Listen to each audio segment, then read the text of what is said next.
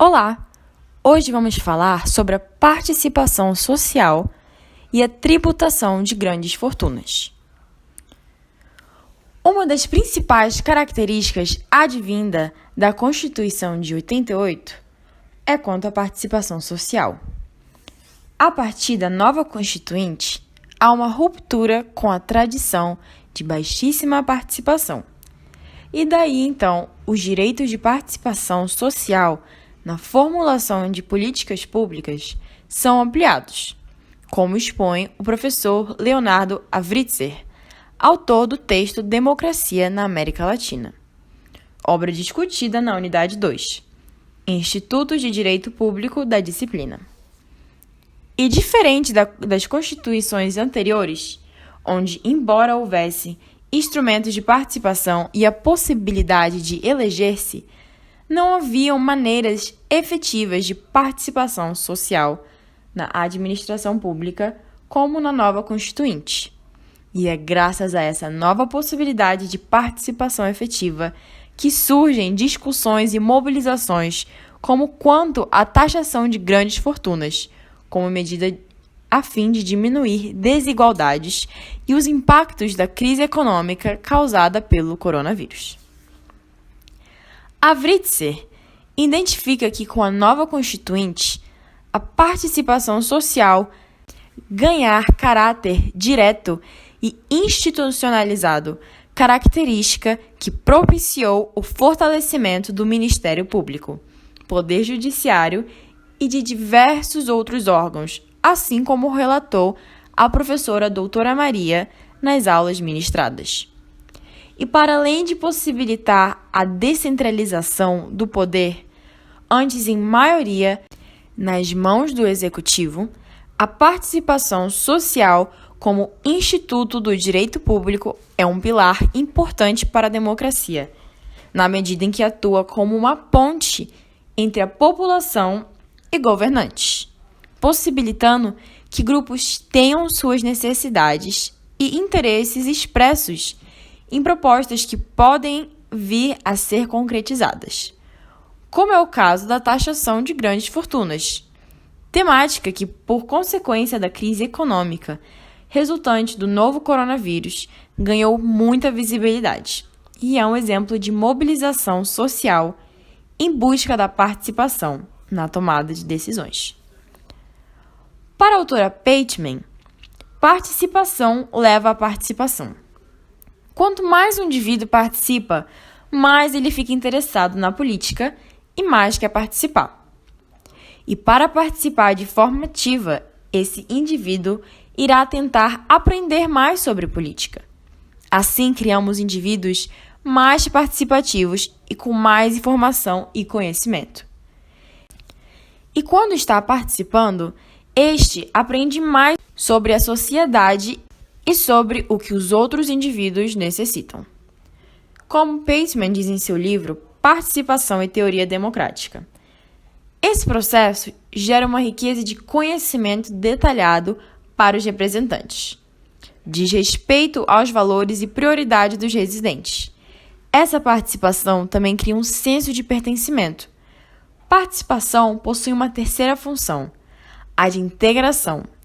Ela fornece a sensação de que cada indivíduo isolado pertence à sua comunidade, o que também faz com que o indivíduo queira o melhor para o local onde está inserido.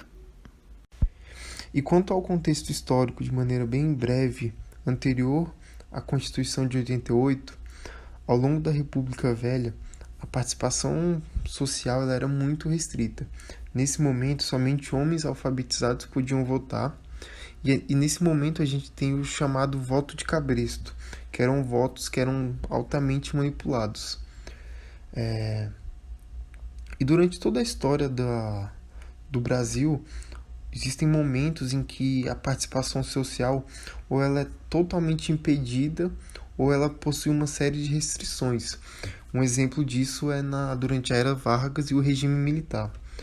E isso até que finalmente, com a Constituição de 88, nós tenhamos a possibilidade de participação social de maneira institucional direta e também de maneira não institucional reconhecida legalmente.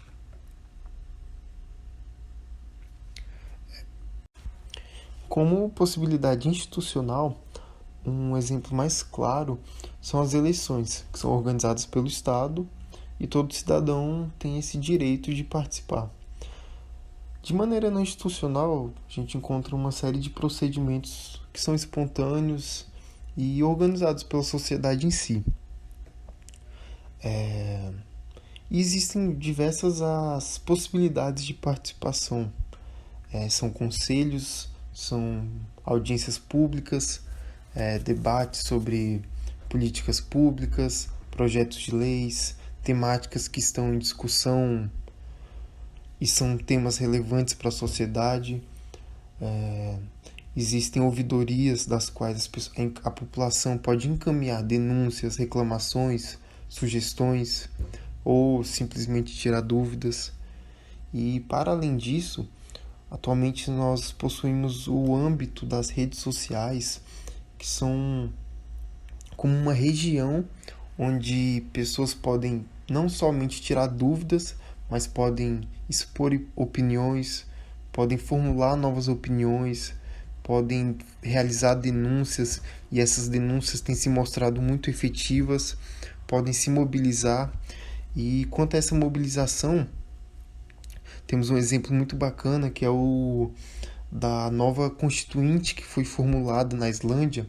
Esse é um caso concreto que foi discutido em um fórum da disciplina, onde um grupo se organizou, absorveu as demandas que a sociedade tinha e formulou uma nova Constituinte.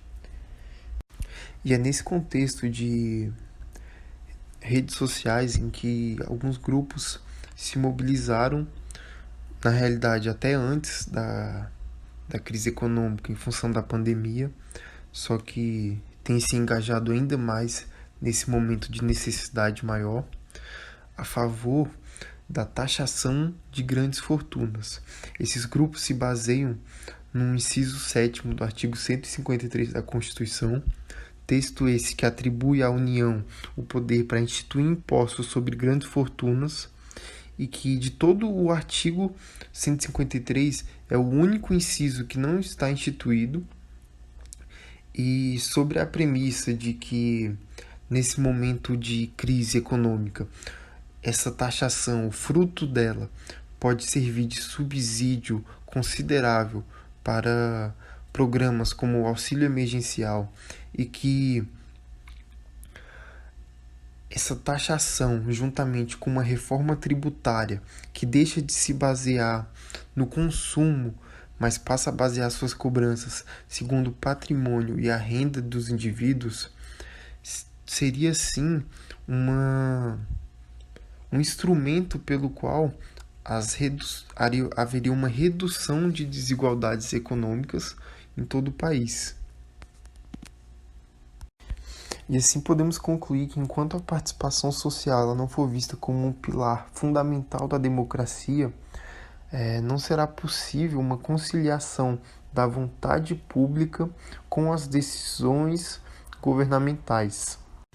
E assim é possível concluirmos que uma população mais engajada é uma população que tem muito mais ciência do que está acontecendo na administração pública, e assim tem a possibilidade de coordenar as decisões governamentais na medida de alcançar os seus direitos fundamentais e alcançar os seus objetivos como coletividade.